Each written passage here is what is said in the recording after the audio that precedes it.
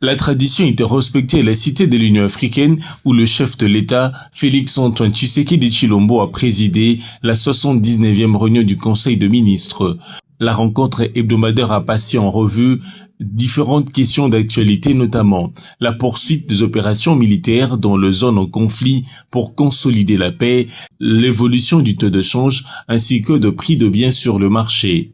Représentant le VPM de la Défense nationale, le vice-premier ministre chargé de la fonction publique, Jean-Pierre Liaou, note une maîtrise totale de la situation sur les terrains par les forces loyalistes qui ont tenu en échec l'ennemi. Au deuxième chapitre du Conseil de ministres de ce jour, relatif aux points d'information, État et administration du territoire, le vice-premier ministre, ministre de l'Intérieur, a présenté au Conseil les rapports sur l'État et l'administration du territoire. Au cours de la semaine qui s'achève, l'état d'esprit de la population a été notamment marqué par la participation du président de la République à la 39e session ordinaire de l'Assemblée générale de l'Union africaine où la situation de l'insécurité dans la partie est de notre pays a été débattue.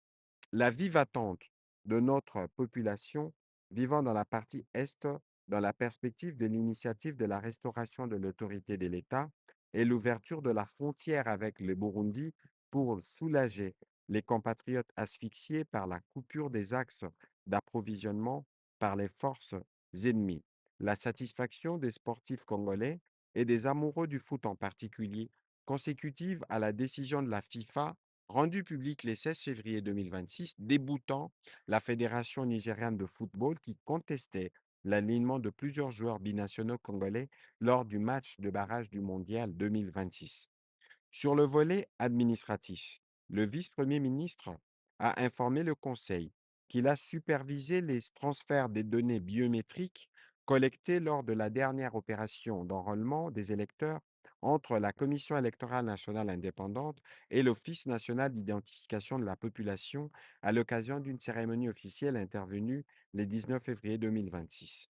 Le Conseil a également été informé de la poursuite de l'opération Ndobo notamment dans la province du Haut-Katanga, sur l'axe Lubumbashi-Likasi, au village de Ndumbe spécifiquement, où 76 présumés criminels ont été arrêtés.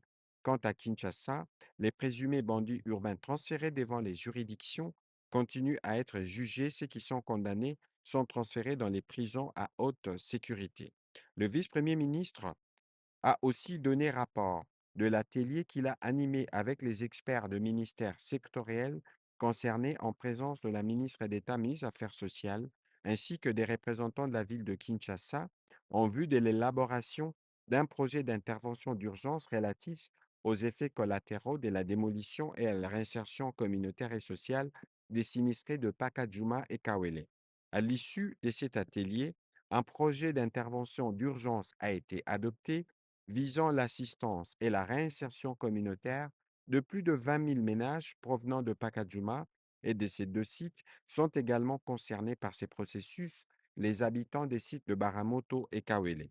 À cet effet, une commission interministérielle ad hoc a été mise en place afin d'assurer la coordination et le suivi de cette action dont l'objectif est de sécuriser les populations, de prévenir les risques et de restituer les espaces appartenant à la Société nationale de transport et ports, ONATRA. Toujours sur ces chapitres sécuritaires, le vice-premier ministre, ministre de la fonction publique, représentant les vice-premiers ministres, ministre de la Défense nationale en mission, a passé en revue la situation sécuritaire et opérationnelle sur les différents fronts. Dans les provinces du Nord et du Nord Kivu et du Sud Kivu, les attaques ennemies ont été repoussées par les unités terrestres de nos forces armées. De même, elles ont fait échec aux attaques ciblées de nos vecteurs aériens. Cette situation a ainsi conduit à plusieurs éditions de hommes en uniforme du côté de la coalition RDF-AFC M23. Face à la persistance de la menace des ADF-MTM dans la province de l'Ituri et dans l'espace Grand Nord au Nord Kivu, les forces armées poursuivent l'opération de neutralisation des djihadistes dans la zone comprise entre les territoires de Beni et d'Irumu. S'agissant du mouvement insurrectionnel CRP de Thomas Lubanga, la pression exercée par nos forces armées ont conduit à la reddition de plusieurs insurgés. Les vice-premiers ministres, ministre de la Défense nationale et ancien combattant représenté par son collègue de la fonction publique, a rassuré de la détermination de forces armées à poursuivre ses actions face aux violations récurrentes des accords de cessez-le-feu par la coalition RDF-AFCM 23 et aux attaques de la coalition CRP Zahir en vue de préserver les espaces territoriaux, de sécuriser la population et de restaurer la paix.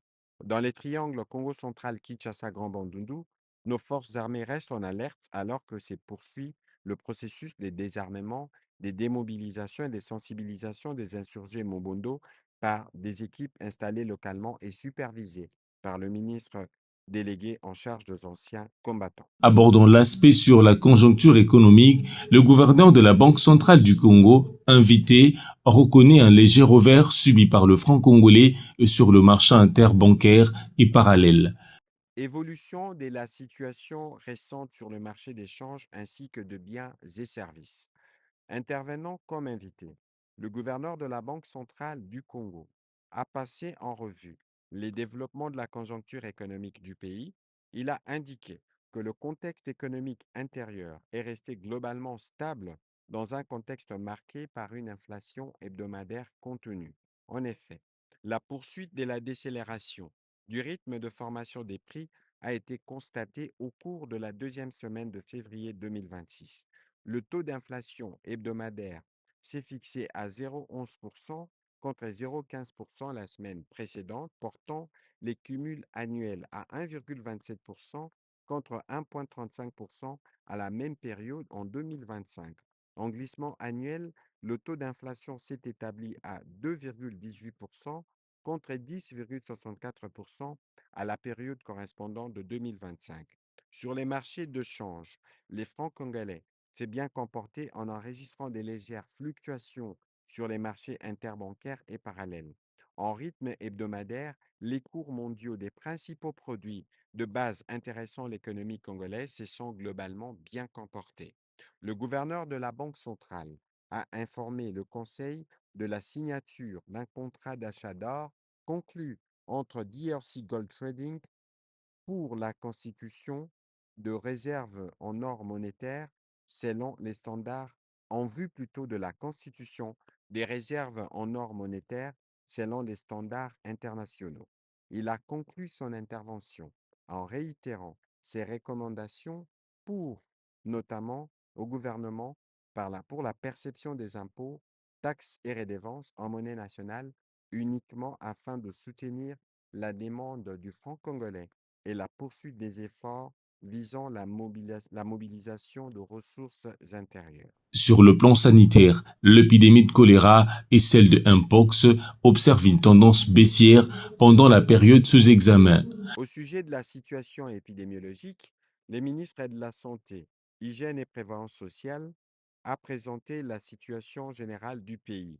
Au sujet du choléra, la tendance à la baisse s'est poursuivie à la sixième semaine épidémiologique. Des nouveaux cas notifiés sont passés de 1369 à 1265 entre-temps. 54 malades actifs sont pris en charge dans les centres de traitement du choléra. Une vigilance particulière est requise pour le cas observé à la prison de Makala notamment. Au sujet du Mpox, la tendance à la baisse s'est aussi consolidée au cours de la semaine sous examen. Les nombres des nouveaux cas suspects a chuté de 231 à 163 par rapport à la semaine précédente. Les actions menées en termes de riposte sont renforcées, surtout vers le Haut-Katanga. Le gouvernement de la République a été informé de la mise en retraite dans les jours qui viennent de 1200 agents de carrière de l'État.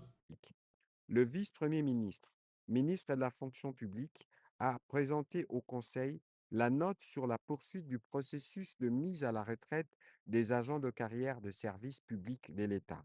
Il a annoncé la sortie prochaine d'une quatrième vague de retraite pour un effectif de 1200 agents de carrière de services publics de l'État et dont les actes déjà apprêtés seront incessamment transmis pour sanction aux autorités compétentes. Le vice-premier ministre, ministre de la fonction publique, a rappelé que ces processus de mise à la retraite est un levier essentiel dans l'atteinte d'autres objectifs stratégiques du gouvernement. En ce qui concerne notamment le rajeunissement compétitif et qualitatif des ressources humaines de l'État, en ce sens que la chance est désormais donnée à toutes les filles et à tous les fils du pays d'entrer dans l'administration publique grâce à leurs mérites. L'avancement en grade, notamment pour les plus méritants, et à passer des décennies sans bénéficier des titularisations, encore moins de la promotion. La stabilisation des effectifs dans les services publics au travers l'application du principe du non-remplacement automatique de chaque départ à la retraite. Jean-Pierre Liaou a par ailleurs tablé sur le rajeunissement compétitif et qualitatif des ressources humaines de l'État afin d'accorder la chance à tous les Congolais.